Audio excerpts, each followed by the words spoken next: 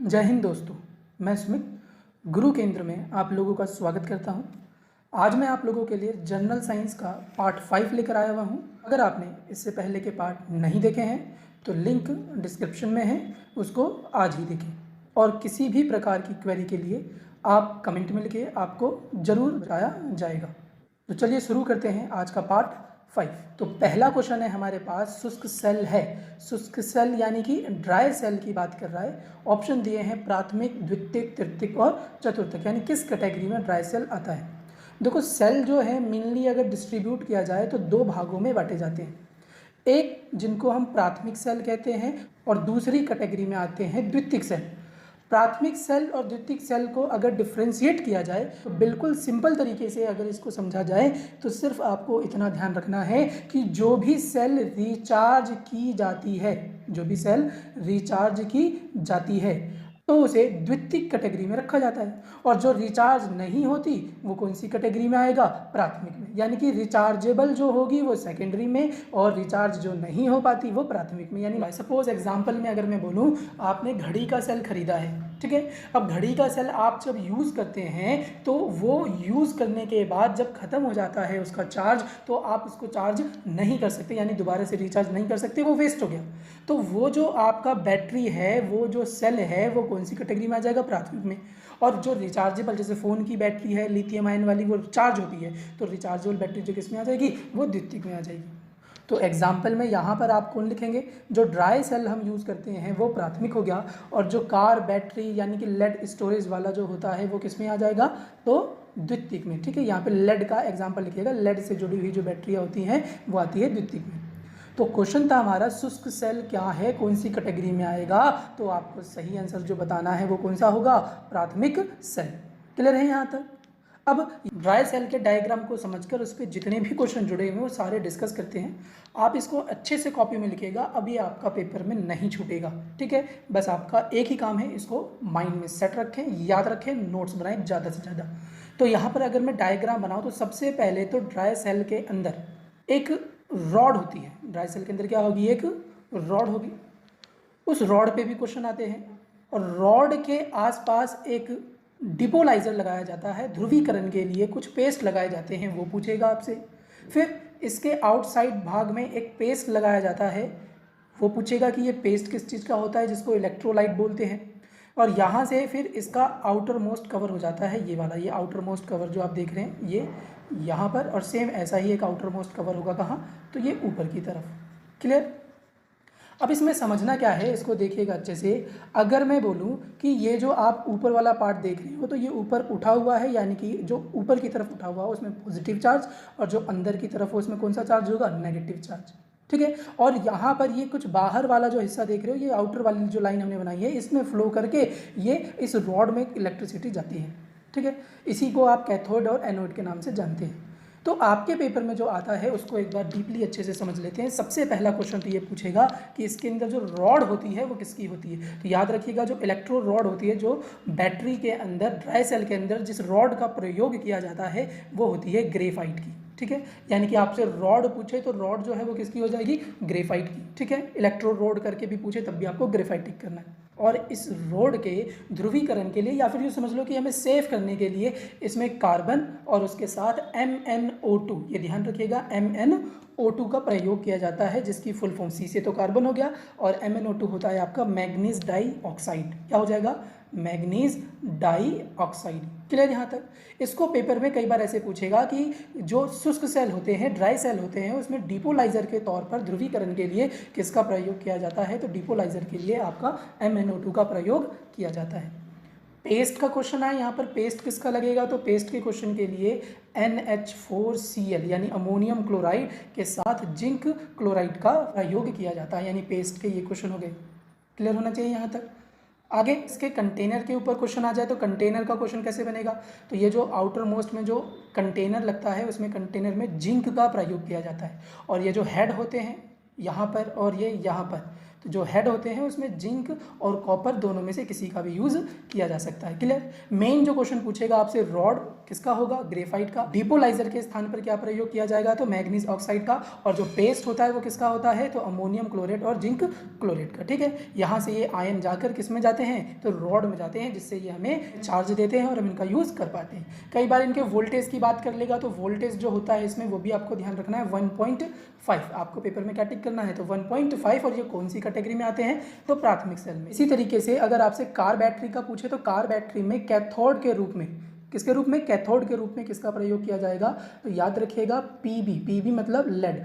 PB option में दिख जाए तब भी, या फिर PbO2 आपको दिखेगा तो PbO2 दिख जाए, दोनों में से कोई सा भी आपको ऑप्शन में दिख जाए तो ये आपको टिक कर देना है। PbO2 क्या होगा, तो PbO2 लेड पर ऑक्साइड। PbO2 को क्या बोलेंगे, लेड पर ऑक्साइड। क्लियर यहाँ तक। तो ये दोनों जो है ये कैथोड के रूप में प्रयोग किए जाते हैं। और अगर वैसे पूछे तो इलेक्ट्रोलाइट के रूप में क्या प्रयोग किया जाएगा, तो इसका जो फेमस क्वेश्चन आता है पेपर में वो ये कि कार बैटरी में किस एसिड का प्रयोग किया जाता है, तो आपको याद रखना है H2SO4। ये आपका कार बैटरी में यूज़ किया जाता है, जिसका मैंने काफ़ी बार आपसे क्वेश्चन बता दिया है कि सल्फ्यूरिक एसिड का फॉर्मूला क्या होगा, H2SO4। इसको H2SO4 बोलते हैं। ये डाइल्यूट के रूप में प्रयोग किया जाता है किसमें, तो कार बैटरी में, यानी कि इसकी पावर को कम करके कार बैटरी में यूज़ किया जाता है। इसको पेपर में कई बार पूछ लेता है कि अम्लों का राजा किसे कहते हैं, तो ये आपको ध्यान रखना है, अम्लों का राजा कहते हैं H2SO4 को। और ये इलेक्ट्रोलाइट के तौर पर कार बैटरी में प्रयोग किया जाता है। और कैथोड के लिए Pb या फिर PbO2 यानी कि लेड पर ऑक्साइड, इसको ध्यान रखिएगा। क्लियर। ये रिचार्जेबल है तो ये कौन सी कैटेगरी में आ जाएगी, ये तो द्वितीयक में आ जाएगी, इसको आपको ध्यान रखना है।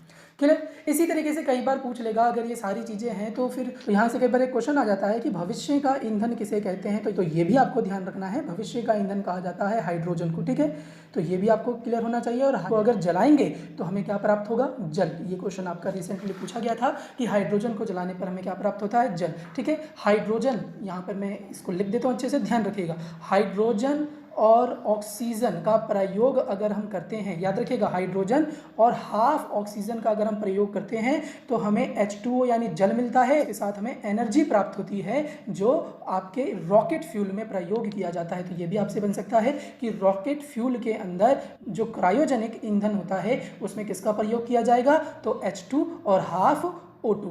ठीक है, रिजल्ट में ये क्या देंगे, जल और एनर्जी। ठीक है, और हाइड्रोजन जलने पर क्या बनता है, तो जल बनता है। भविष्य का ईंधन किसे कहते हैं, तो हाइड्रोजन को। तो ये यहाँ से कुछ इंपॉर्टेंट क्वेश्चन थे, इसको आपको ध्यान रखना है। क्लियर है। तो नेक्स्ट क्वेश्चन करते हैं। तो अगला क्वेश्चन है हमारे पास, तेजाब वर्षा यानी एसिड रेन पर्यावरण में निम्न प्रदूषण से होती है। नीचे कुछ गैसेस दिए हुए हैं और उसमें बताना है कि एसिड रेन किस कारण होती है। देखो, एसिड रेन यानी कि रेन जो है, रेन में हमें पता है H2O और ऑक्सीजन होता है। H2O और ऑक्सीजन के साथ जब कुछ गैसें मिल जाती हैं, ठीक है, तो वो पर्यावरण में प्रदूषण का क्या होती है, कारण बनती है। और वो गैसें आगे चलकर उसको क्या बना देती हैं, तो एसिडिक बना देती हैं, यानी कि अम्लीय बना देती हैं। तो सबसे पहले तो यहाँ पर H2 और O2 के साथ कौन सी गैसें मिलती हैं, इसको अच्छे से समझना है। तो गैस की अगर बात करें तो गैसों में आपको दो नाम या जरूर ध्यान रखने हैं, एक तो SO2 यानी सल्फर डाइऑक्साइड और एक होता है NO2 नाइट्रोजन ऑक्साइड। ठीक है, जो सल्फर डाइऑक्साइड है यानी SO2 है, ये आगे चलकर अम्ल बनाएगा, एसिड बनाएगा। तो कौन सा एसिड बनाएगा, तो H2SO4। ठीक है, सल्फ्यूरिक एसिड, ये पीछे भी आया था, क्या बोलते हैं इसको, सल्फ्यूरिक एसिड यानी अम्लों का राजा। अच्छा, अम्लों का राजा क्यों कहा जाता है इसको, क्योंकि ये औद्योगिक यानी उद्योगों में बड़े पैमाने पर इसका प्रयोग किया जाता है। तो औद्योगिक क्षेत्र में जो है इसकी मात्रा अधिक रूप में प्रयोग में लाई जाती है। क्लियर। NO2 यानी कि जो नाइट्रोजन ऑक्साइड है, ये कौन सा एसिड बनाएगा, तो इसके एसिड पे अगर ध्यान दे तो आपको याद रखना है ये बनाएगा आपका नाइट्रिक एसिड यानी कि HNO3। क्लियर। ये नाइट्रिक एसिड बारूद बनाने में जिसका प्रयोग करते हैं। क्लियर। अब आपसे एसिड पूछे तो एसिड में मैंने आपको बता दिया, एसिड में आपका एक तो सल्फ्यूरिक एसिड और नाइट्रिक एसिड के कारण जो है अम्लीय वर्षा होती है। और गैस पूछे तो कौन सा हो गया, सल्फर डाइऑक्साइड और नाइट्रोजन ऑक्साइड। इसके ऑप्शन पे जरा ध्यान दीजिएगा, पहला ऑप्शन है कार्बन मोनोऑक्साइड, तो कार्बन मोनोऑक्साइड की तो बात ही नहीं करी हमने। बी ऑप्शन है नाइट्रोजन ऑक्साइड और सल्फर डाइऑक्साइड, ये बिल्कुल सही है। क्लियर यहाँ तक, तो अब इसमें डाउट नहीं रहना चाहिए।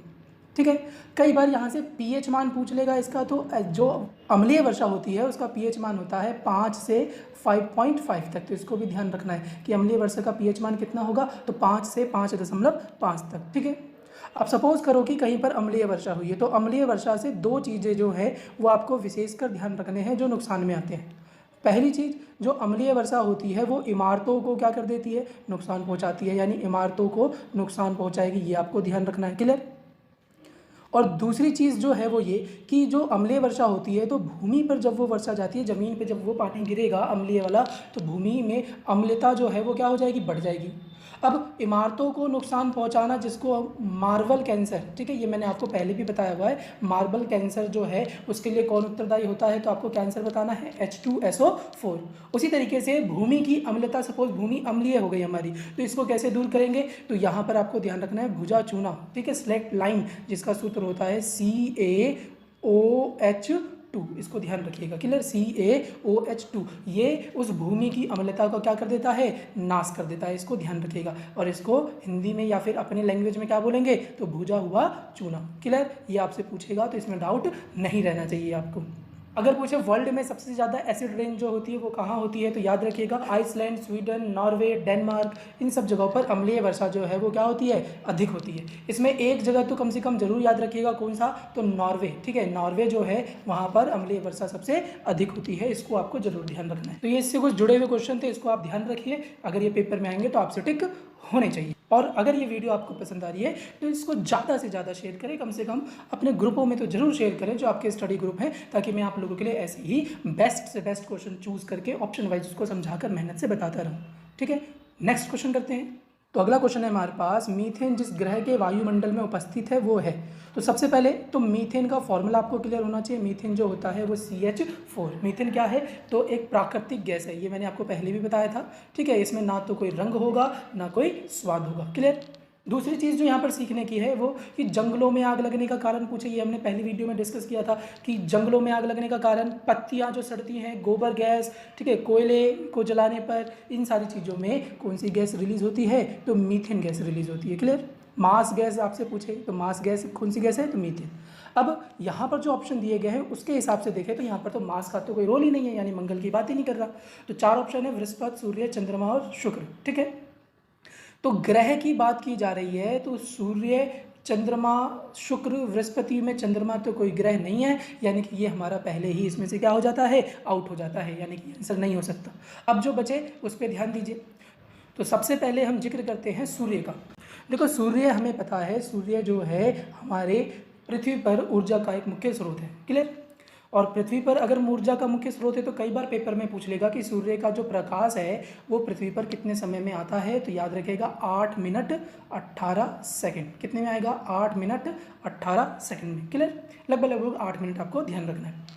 और सूर्य हमें प्रकाश दे रहा है, ऊर्जा दे रहा है, तो सूर्य के पास ऐसा क्या है, तो सूर्य के पास होता है हाइड्रोजन सबसे अधिक। ठीक है, क्या होता है, हाइड्रोजन। कितना होगा, लगभग 73% हाइड्रोजन होगा, और 26 के आसपास या फिर 26.5% बोल लो तो उतना आपका हीलियम होता है। क्लियर, यानी हाइड्रोजन जो है वो सूर्य में सबसे अधिक पाया जाता है।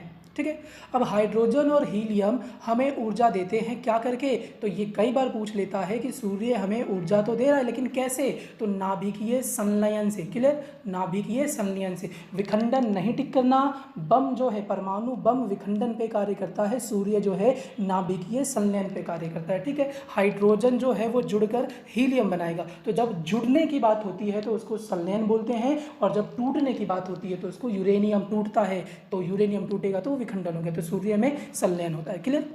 अब सूर्य की रोशनी हमारी पृथ्वी पर आ रही है 8 मिनट 18 सेकंड में आ रही है, तो कैसे आ रही है, क्या हमने कोई वायर बिछा रखी है, नहीं, कुछ वायर नहीं है, कुछ ऐसा नहीं है। उसकी ऊर्जा पृथ्वी पर आ रही है किसके द्वारा, तो रेडिएशन के द्वारा, यानी विकिरण के द्वारा। इसको ध्यान रखिएगा, किसके द्वारा, तो रेडिएशन के द्वारा सूर्य की किरणें जो हैं वो पृथ्वी पर आती है 8 मिनट 18 सेकंड में, जिसमें सबसे ज़्यादा मात्रा होती है किसकी, हाइड्रोजन की। अब आपसे अगर पूछ दे कि सूर्य हमें रोशनी दे रहा है तो सूर्य कितना गर्म है, यानी उसके सतह का तापमान पूछ ले, तो याद रखिएगा सतह का तापमान जो होता है वो होता है 6000 डिग्री सेल्सियस। और अगर केंद्र का पूछ ले तो केंद्र का थोड़ा हाई होता है, किससे, सतह से, 15 मिलियन डिग्री सेल्सियस। ठीक है, तो ज़्यादातर चांस है कि आपसे वो किसका पूछेगा, सतह का, जो कितना होता है 6000 डिग्री सेल्सियस। ठीक, तो ये आपके कुछ इससे जुड़े क्वेश्चन थे। ठीक है, तो अगले ऑप्शन पे ध्यान देते हैं। अगला ऑप्शन शुक्र है, शुक्र पे ध्यान दीजिएगा। तो पहला क्वेश्चन इससे ये बन सकता है कि पृथ्वी के सबसे निकटता हो, तो पृथ्वी के सबसे पास का जो है वो कौन सा है? शुक्र। ठीक है, इसी तरीके से अगर आपसे पूछ ले पृथ्वी के सबसे पास अगर शुक्र है तो सूर्य के सबसे पास कौन सा है? तो सूर्य के जो पास में सबसे नजदीक होगा वो कौन सा होगा? बुध का। ठीक है, पृथ्वी के नज़दीक शुक्र और बुध जो है वो किसके नज़दीक है? सूर्य के नज़दीक है। और यहीं से अगला क्वेश्चन अगर आपसे पूछ ले, देखो अब पृथ्वी के सबसे पास जो शुक्र है तो लगभग इसका जो आकार और द्रव्यमान है, आकार और द्रव्यमान जो है शुक्र का, वो भी किसके बराबर होता है? तो यहाँ पर लगभग किसके बराबर होगा?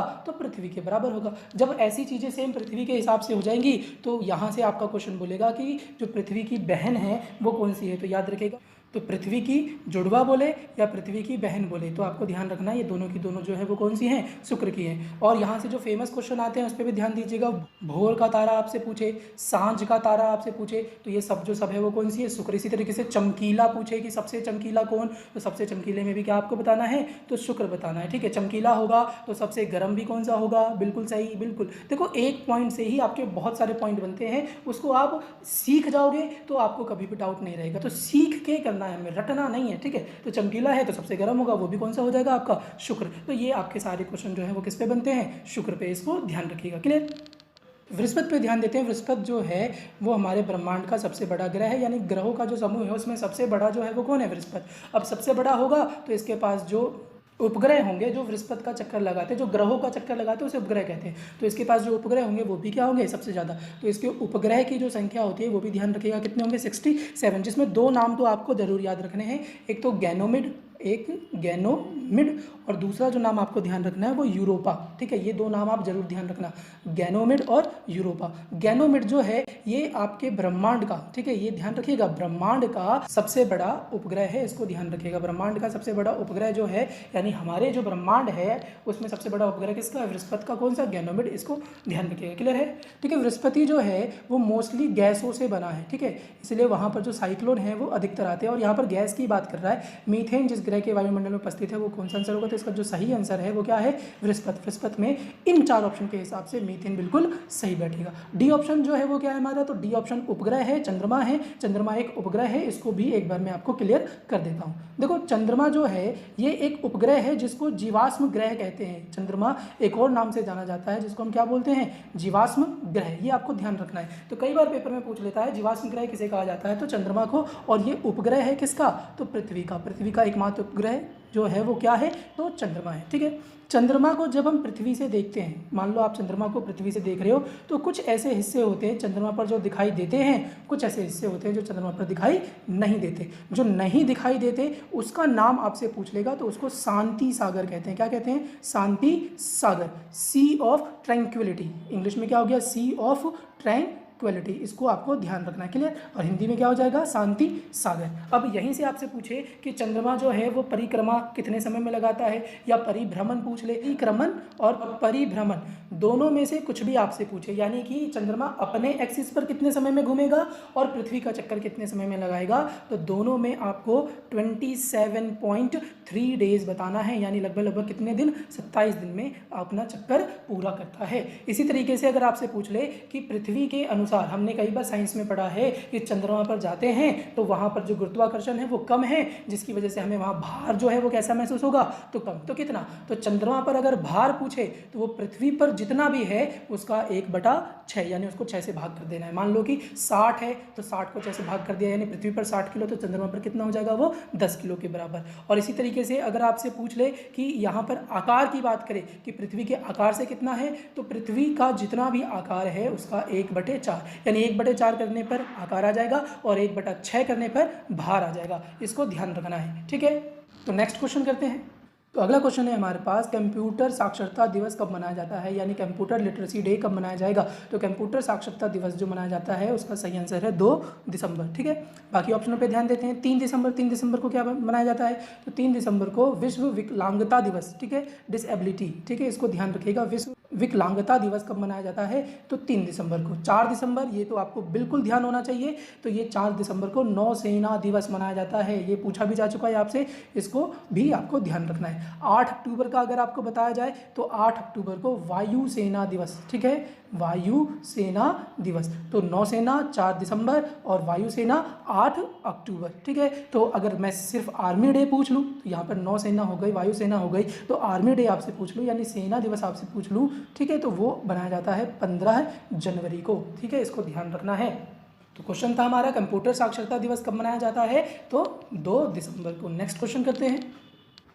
तो अगला क्वेश्चन है हमारे पास, निम्नलिखित में से कौन सा आयोडीन का सर्वोत्तम स्रोत है, यानी आयोडीन किसमें सबसे अधिक पाया जाता है। तो आयोडीन की जो खोज करी थी, सबसे पहले तो आयोडीन समझते हैं, आयोडीन की खोज करी थी बर्नार्ड कोर्टोसिस ने। किसने करी थी, तो बर्नार्ड कोर्टोसिस ने, इसको आपको ध्यान रखना है, क्लियर। और आयोडीन जो है ये एक अधातु है, यानी कि नॉन मेटल है, और ऐसा नॉन मेटल है जिसमें मेटल के गुण पाए जाते हैं। देखो गुण पाए जाएंगे, मेटल नहीं है नॉन मेटल, लेकिन मेटल के गुण पाए जाएंगे। मेटल का गुण जो है वो विशेष करके है कि वो चमकती है। तो सबसे चमकदार अधातु आपसे पूछे तो चमकदार अधातु में आपको आयोडीन टिक करना है। ठीक है, आयोडीन का जो मुख्य स्रोत होता है वो होता है शैवाल। कौन सा शैवाल, तो समुद्री शैवाल है। तो इसका सही आंसर जो होगा वो क्या होगा, शैवाल। समुद्री शैवाल में भी अगर मैं आपको बताऊं तो याद रखिएगा लेमिनेरिया समुद्री शैवाल जो होते हैं वो, उसमें आयोडीन की मात्रा जो है, या फिर यूँ समझ लो कि लवण की मात्रा जो है वो सबसे अधिक पाई जाती है। क्लियर। यहाँ से आपका जो क्वेश्चन पूछेगा उसको ध्यान रखिएगा कि जो समुद्री शैवाल है ये हमारे नमक का मुख्य स्रोत है। नमक से ध्यान रखना है कि साधारण नमक जो हम बोलते हैं उसका फॉर्मूला आपसे कई बार पूछ लेता है, तो NaCl, यानी Na से मतलब सोडियम हो गया, Cl से क्लोराइड हो गया, तो इसको हम बोलेंगे सोडियम क्लोराइड। ठीक है, इसमें ध्यान से देखोगे तो Na है और Cl है। अगर आपसे पूछ ले जो शैवाल है, जो हमें भूरी शैवाल या फिर लेमिनेरिया से जो प्राप्त होता है, यानी कि समुद्र में सोडियम की मात्रा ज़्यादा होगी या क्लोरीन की मात्रा ज़्यादा होगी, तो आपको बिल्कुल पजल नहीं रहना। सोडियम की मात्रा जो है वो क्या होती है, सबसे अधिक होती है। ठीक है, इसको आपको ध्यान रखना है। अब आयोडीन की बात करते हैं। आयोडीन कहाँ से आया, तो हम जो नमक यूज़ करते हैं यानी कि उस नमक को बोलते हैं टेबल सॉल्ट। इसको ध्यान रखिएगा, टेबल सॉल्ट या फिर जो भी हम नमक यूज़ करते हैं उस नमक में Ki मिलाकर हमें दिया जाता है, जिसको पोटेशियम आयोडेट बोलते हैं। ठीक है, Ki यानी कि पोटेशियम आयोडेट। कई बार आपने टाटा सॉल्ट या कोई नमक आपने परचेज किया होगा, खरीदा होगा, तो उसमें पोटेशियम आयोडेट लिखा होगा, इसको ध्यान रखना, यानी Ki के तौर पर मिलाकर हमें ये दिया जाता है। ठीक है, ये हमारे शरीर को करता क्या है, तो आयोडीन जो है वो हमारे शरीर में थायराइड ग्रंथि को नियंत्रित करता है। किसको नियंत्रित करेगा, तो थायराइड ग्रंथि को। क्लियर। और थायराइड ग्रंथि जो है ये हमारे शरीर में गले में पाई जाती है। अगर हम आयोडीन का सेवन सही से नहीं करते, कम करते हैं, तो इस जगह पर, इस स्थान पर एक रोग हो जाता है। कौन सा, घेंगा रोग, यानी कि आयोडीन का जो सूत्र होता है वो क्या होता है, आई की कमी से जो हमें रोग हो जाता है वो घेंगा होता है, जिसको गोइटर भी बोलते हैं। क्लियर। आयोडीन का कई बार हम दवाई बनाने के लिए भी प्रयोग में लाते हैं। जैसे कि मान लो आयोडीन के साथ अगर हम एथेनॉल मिला दें, आयोडीन के साथ हम क्या मिला दें, एथेनॉल, तो ये कई बार पूछा जा चुका है। इसको फिर हम ब्लू कलर की मेडिसिन बोलते ना, नीली रंग की दवाई जो मिलती थी दुकान पे, पुरानी फेमस दवाई है, तो नीली रंग की जो दवाई होती है वो आयोडीन के साथ क्या मिलाकर दी जाती है, तो एथेनॉल। इसको भी आपको ध्यान रखना है। तो हमारा जो क्वेश्चन था उसमें मुख्य स्रोत पूछा था, मुख्य स्रोत में क्या बताना है आपको, तो शैवाल, और शैवाल में कौन सा, समुद्री शैवाल यानी कि लेमिनेरिया, इसको ध्यान रखना है आपको। ठीक है, आयोडीन एक धातु है, कैसी धातु है, तो चमकदार धातु है। नेक्स्ट क्वेश्चन करते हैं। एसिटिक अम्ल यानी CH3COOH फॉर्मूला है एसिटिक अम्ल का। तुल्यांकी भार यानी वेट बताना है। देखो वेट बताने के लिए सबसे पहले तो आपको पीरियोडिक टेबल का थोड़ा सा ज्ञान होना चाहिए। ठीक है, तो उसको अब मैं थोड़ा सा हिंट दे देता हूं ताकि आप ये क्वेश्चन सॉल्व कर सकें। उससे पहले जो फेमस क्वेश्चन है कि एसिटिक अम्ल का प्रयोग हम डेली लाइफ में कहाँ करते हैं, तो याद रखिएगा विनेगर जो यूज़ किया जाता है, विनेगर में क्या पाया जाता है, तो एसिटिक अम्ल, जिसका फॉर्मूला आपको ध्यान रखना है CH3COOH। अब देखो मान लो कि मैं पीरियोडिक टेबल की बात कर रहा हूँ, तो पीरियोडिक टेबल में दो चीज़ें होती हैं जो आपको पता होनी चाहिए। बीच में सपोज मैं O की बात करता हूँ, तो O हो गया ऑक्सीजन। ऑक्सीजन जो है वो पीरियोडिक टेबल में आता है 8वें नंबर पर, और इसका जो वेट होता है, भार होता है, वो होता है 16। यानी कि जो ऊपर की तरफ लिखा होगा वो होता है परमाणु भार यानी कि एटॉमिक वेट। ठीक है, और जो नीचे इस तरफ लिखा होगा वो होता है परमाणु क्रमांक यानी कि एटॉमिक नंबर। इसको आपको ध्यान रखना है। ठीक है, हिंट दे देता हूं मैं कि जितने नंबर पर वो आएगा, जैसे ये कितने पे आ रहा है, 8 पर, तो लगभग इसका डबल जो है वो परमाणु भार बनाता है। ठीक है, इसका डबल जो है वो क्या बनाएगा, परमाणु भार। कारण क्या है, तो कारण ये है कि केंद्र में न्यूट्रॉन होता है और प्रोटॉन होता है, और न्यूट्रॉन प्रोटॉन मिलकर न्यूट्रॉन प्रोटॉन मिलकर ही क्या बनाते हैं, परमाणु भार। तो परमाणु भार किससे बनेगा, तो न्यूट्रॉन और प्रोटॉन से मिलकर बनता है। इलेक्ट्रॉन में कोई भार नहीं होता, इसको आप ध्यान रखिएगा, ये भारहीन होता है, ठीक है। भार जो है मेनली कहाँ होगा, न्यूट्रॉन और प्रोटॉन में। न्यूट्रॉन की मात्रा कई बार बढ़ भी जाती है, लेकिन प्रोटॉन और इलेक्ट्रॉन की मात्रा सेम रहती है, ठीक है। अगर मैं आयंस की बात अगर थोड़ी देर के लिए हटा भी दूँ तो आयंस ना हो तो वो सेम होगी, ठीक है। अभी सिर्फ इतना ध्यान रखना है कि 8 है तो 16, 9 है तो 18, लगभग लगभग क्या होगा, डबल। तो कम से कम ऐसे करके आपको 20 तक तो याद होने ही चाहिए, ठीक है। तो एक बार यहाँ पर मैं फॉर्मूले पे डिस्कस कर देता हूँ। सी है, एच है, और एच कितनी बार है, 3 बार, फिर सी ओ और एच। बड़ा ही सिंपल है, देखिएगा ध्यान से, मैं आपको हिंट दे देता हूँ। जो कार्बन है यानी जो सी है, सी जो है वो आता है छठे नंबर पे, ठीक है। अगर छठे पे आएगा तो इसका वजन जो है लगभग लगभग कितना हो जाएगा, 12। बहुत बढ़िया, शाबाश। हाइड्रोजन जो है वो आता है 1 नंबर पे, और 1 नंबर पे आएगा तो इसका वजन भी आपको एक ही ध्यान रखना है। हाइड्रोजन का वजन जो है वो एक ही होता है, इसको ये अपवाद है, इसको ध्यान रखना के लिए। फिर से कार्बन जो है वो 6 का वजन कितना होगा, डबल 12। हाइड्रोजन को छोड़कर हाइड्रोजन का बस फिक्स होता है एक, इसको ध्यान रखना है क्योंकि इसमें न्यूट्रॉन का अपवाद है, ठीक है। ओ जो है, ओ यानी कि ऑक्सीजन मैंने आपको बता दिया 8, यानी वजन जो है वो क्या हो गया, 16। फिर यहाँ पर ऑक्सीजन 8 यानी वजन 16, हाइड्रोजन 1 तो 1 का वजन 1 होगा, क्लियर। तो देखो कार्बन 12, हाइड्रोजन 1, फिर कार्बन 12, ऑक्सीजन 16, ऑक्सीजन 16, हाइड्रोजन 1। अब इसमें देखो ये 3 लिखा हुआ है, इस 3 पे भी ध्यान दो थोड़ा सा, यहाँ पर एक 3 लिखा है, यानी कि हाइड्रोजन का वजन 1 है, और ऐसे ऐसे हाइड्रोजन कितनी बार लिए गए हैं, 3 बार। तो 3 गुना 1 3 हो जाएगा, ठीक है। ये कितना है, 12, 12 प्लस में ये क्या हो गया, 3। अच्छा, यहाँ पर कार्बन कितना है, 1, और 1 का वजन जो है वो कितना है, 12। ऑक्सीजन यहाँ पर देखो कितना है, 1, तो इसका वजन कितना हो गया, 16। इस ऑक्सीजन का वजन 16, और इस वाले हाइड्रोजन का वजन 1। एक बार प्लस करो, 12 और 3 15, 15 में 12 जोड़ा तो 27, 27 में 16 जोड़ेंगे तो कितना होगा, 43, यानी कि 43, 43 में फिर आपने ये 1 जोड़ दिया तो कितना हो गया, 44, और 44 में 16 जोड़ दिए तो टोटल जो वजन हो गया इसका कितना हो गया, 60, यानी कि इसका जो सही आंसर है वो क्या है, 60। तो इसमें कुछ नहीं है, बस आपको 20 तक नंबर याद होने चाहिए। नंबर याद है तो आपका ये हर बार ठीक बैठेगा ही बैठेगा। हिंट दे दिया है, लगभग लगभग क्या लेना है आपको, डबल, ठीक है। आयंस का रोल ना हो तो वो डबल ही होगा। एक दो एग्जांपल और मैं आपको क्लियर कर देता हूँ, डाउट में नहीं रहना चाहिए। जैसे कि सपोज मैंने H2O कर दिया, तो अब मुझे बताओ H का जो वजन है वो कितना होगा, तो 1 वजन होगा, और ये है कितनी बार, 2 बार। तो ये यहाँ पर 2 हो गया, यानी कि 1 का वजन 1 है, तो ऐसे ऐसे 2 लोगे तो 2 हो गया। और ऑक्सीजन न कितने पे आता है, 8 पे, तो वजन हो गया 16, तो 2 और 16 मिलकर कितना हो गया, 18, यानी इसका भार जो है वो क्या हो जाएगा, 18। इसी तरीके से आप बाकी भी क्वेश्चन अटैम्प्ट कर सकते हैं, अगर आपको क्या याद है तो उनके परमाणु क्रमांक याद है, ठीक है। तो नेक्स्ट क्वेश्चन करते हैं। क्वेश्चन है हमारे पास, भीड़ को तितर बितर करने के लिए पुलिस द्वारा इस्तेमाल किए जाने वाली आंसू गैस क्या होती है, यानी आंसू गैस में क्या पाया जाता है, ठीक है।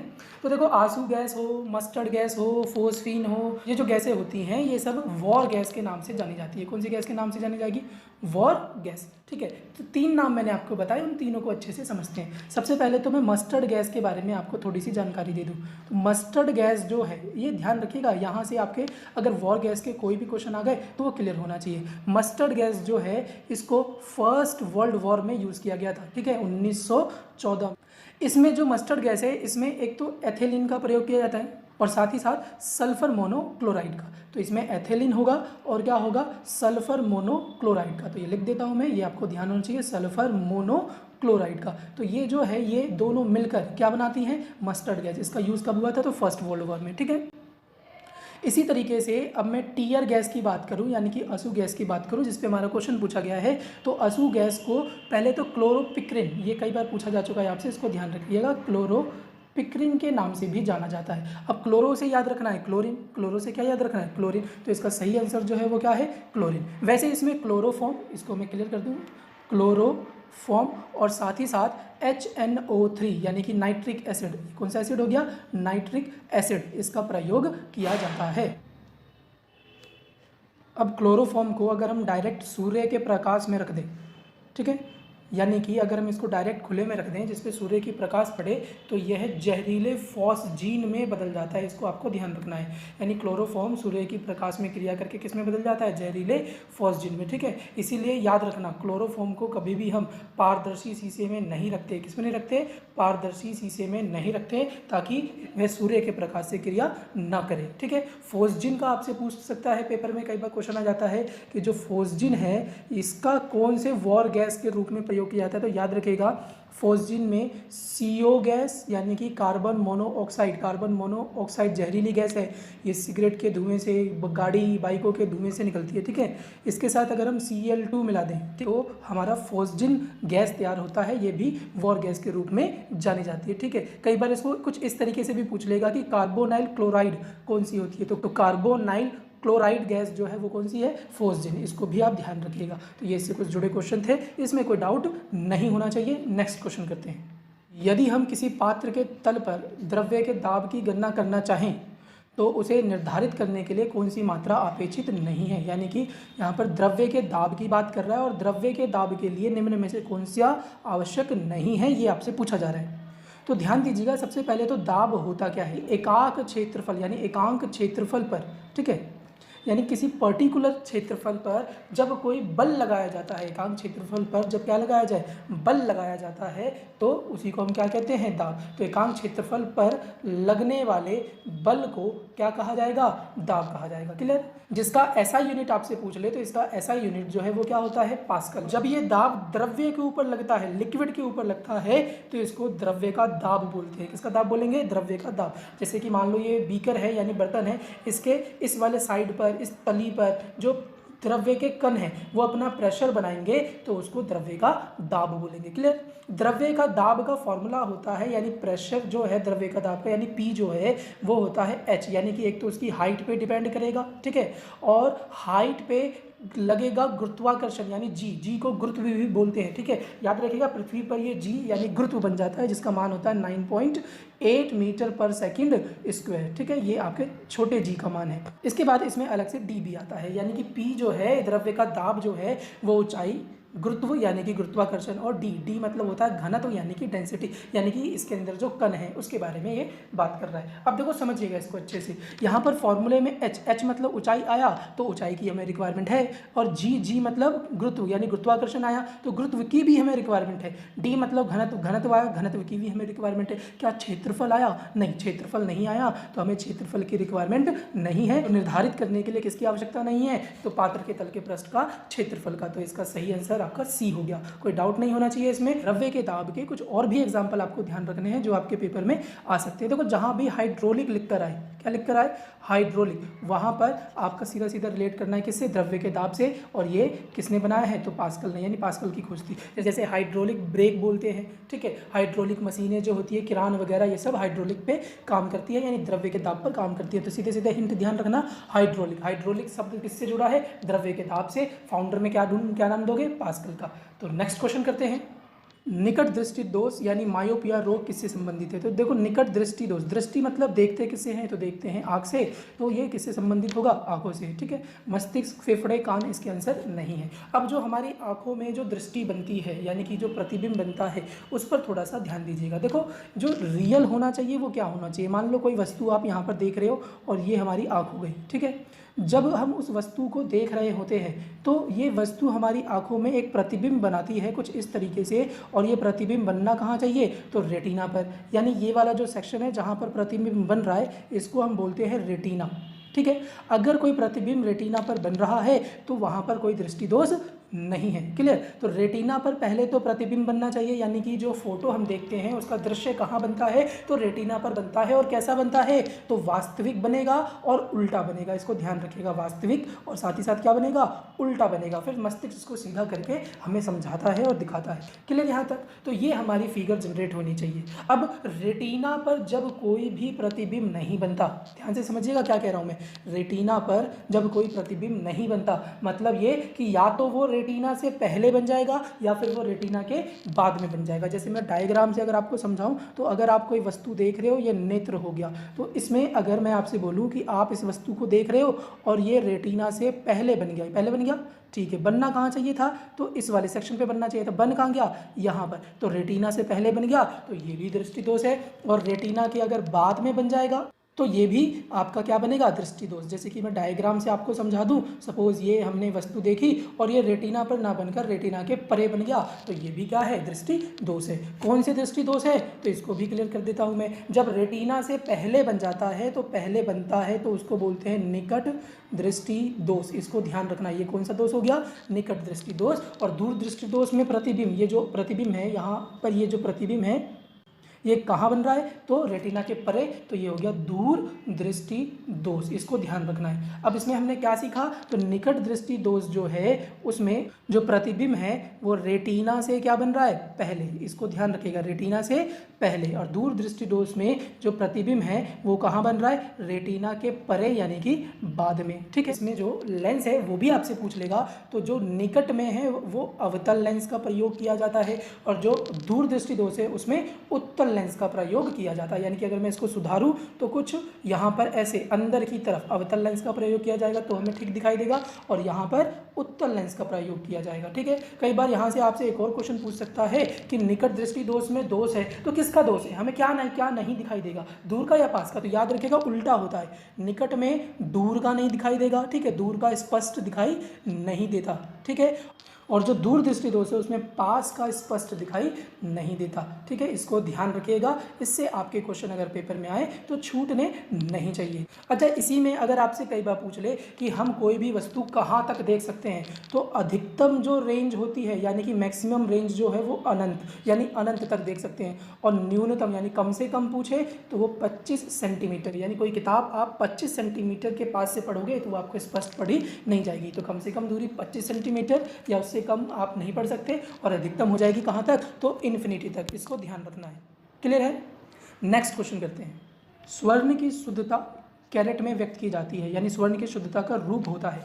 तो स्वर्ण की शुद्धता यानी गोल्ड की बात कर रहा है, एयू की बात कर रहा है, तो जो गोल्ड है उसकी शुद्धता जो है कैरेट में मापी जाती है, बिल्कुल सही है। और जो शुद्ध सोना होता है वो 24 कैरेट का होता है। कितने का होता है, 24 कैरेट का। ठीक है, और 24 कैरेट का जो शुद्ध सोना होता है, इसमें एक खास बात जो आपको समझनी है, ये जो सोना है 24 कैरेट में शुद्ध होता है, इसमें बिना मिश्रण के आभूषण नहीं बनाया जा सकता। क्यों नहीं बनाया जा सकता, क्योंकि जो सोना है यह बहुत तन्य मतलब इसको बहुत ज़्यादा खींचा जा सकता है, और साथ ही साथ ये आघात वर्धनीय, क्या होता है, आघात वर्धनीय होता है। इसको पीट कर चादर के रूप में बनाया जा सकता है, और यह एक प्रकार का धातु है। क्या है, धातु है। ठीक है, कई बार पूछ लेगा आपसे कि धातुओं का राजा किसे कहा जाता है, तो ये भी ध्यान रखिएगा, धातुओं का जो राजा है वो किसको कहा जाता है, सोने को। और शुद्ध सोना होता है 24 कैरेट। मैंने आपको बताया कि जो शुद्ध सोना है कभी भी उसके आभूषण नहीं बनाए जाते, तो इसमें मिक्स किया जाता है। मोस्टली क्या मिक्स किया जाता है, तो याद रखिएगा कॉपर, Cu कॉपर मिक्स किया जाता है। इसका कुछ एग्जाम्पल इस तरीके से भी पेपर में पूछ लेगा, जैसे कि अगर मैं बोलूँ कि आपने कहीं पर लाल रंग का सोना देखा है, ठीक है, तो लाल रंग का अगर आप सोना देख रहे हो जिसको रूबी गोल्ड बोलते हैं, ये ध्यान रखिएगा, लाल रंग का अगर आप सोना देख रहे हो यानी रूबी गोल्ड देख रहे हो, तो उसमें सोने के साथ यानी Au के साथ कॉपर मिलाया गया है, और कितने प्रतिशत, 20%। और ये Au जो है ये कितना हो जाएगा, 80%। क्लियर, यानी कि मोस्टली कॉपर ही मिलाया जाता है। लेकिन कुछ केस में, जैसे कि अगर मैं सफ़ेद रंग की बात करूँ, तो सफ़ेद रंग जो है ये आपका बनता है किससे, तो प्लेटिनम से। किससे, प्लेटिनम से। यानी कि अगर Au के साथ क्या मिला दिया जाए, प्लेटिनम मिला दिया जाए, तो सफ़ेद रंग के सोने का आभूषण बनता है। ठीक है, प्लेटिनम को याद रखना, प्लेटिनम जो है इसको सफ़ेद सोना भी बोलते हैं, ये भी ध्यान रखना। सफ़ेद सोना किसे कहा जाता है, तो प्लेटिनम को। क्लियर होना चाहिए। तो नॉर्मली जो आभूषण बनाए जाते हैं वो कितने कैरेट में बनाए जाते हैं, तो जो आभूषण है वो ज़्यादातर 22 कैरेट में बनाए जाते हैं। किस में बनाए जाते हैं, 22 कैरेट में। अच्छा, 22 कैरेट में आभूषण होगा तो 2 कैरेट में क्या होगा, तो मैंने आपको बताया ना, 2 कैरेट में क्या होगा, कॉपर होगा। ठीक है, इसका परसेंटेज पूछ लेगा, जैसे कि एग्जाम में एक बार आया था 18 कैरेट के आभूषण में कि शुद्ध सोना कितने प्रतिशत है, ये आपसे पूछा गया था, शुद्ध सोने का प्रतिशत बताइए। तो बिल्कुल पजल नहीं होना आपको। देखो यहाँ पर सोना है कितने कैरेट का, 18 कैरेट का। मैंने बोला शुद्ध सोना कितने का होता है, 24 का। परसेंट निकालने को बोल रहा है तो इंटू में 100 कट करिएगा, 6 से 3 बार में, 6 से 4 बार में, 4 को 100 से काटा हमने, 25 गुने में 3 कितने परसेंट हो गया, 75%। इसी तरीके से आप 22 कैरेट का भी निकाल सकते हो। तो जो 18 कैरेट आभूषण में शुद्ध सोना होता है वो कितने परसेंट होता है, 25%। ठीक है, अब यहाँ पर कई बार हमें मिलावट के साथ धोखा दे देते हैं, तो ये भी ध्यान रखना। अगर मैं इसी में बोल दूँ FeS2, ये ध्यान रखिएगा, FeS2, इसको पायराइट बोलते हैं। क्या बोलते हैं, पायराइट। पायराइट जो है ये झूठा सोना होता है, यानी नकली सोना। इसको ध्यान रखिएगा, ये भी आपसे पूछ लेता है नकली सोना किसे कहते हैं, तो पायराइट को, FeS2 को।